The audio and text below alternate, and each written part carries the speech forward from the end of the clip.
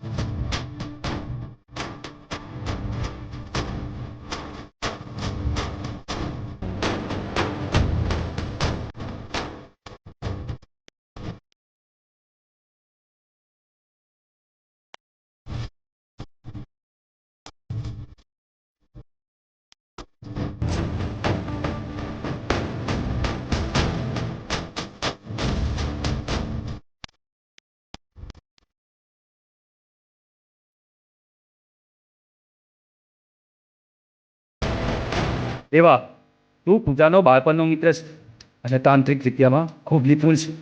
જો પૂજા મારા વશમાં થઈ ગઈ તો હું તને માલામાલ કરી નાખીશ. પૂજા, હા માથું દબાઈ દઉં? હા.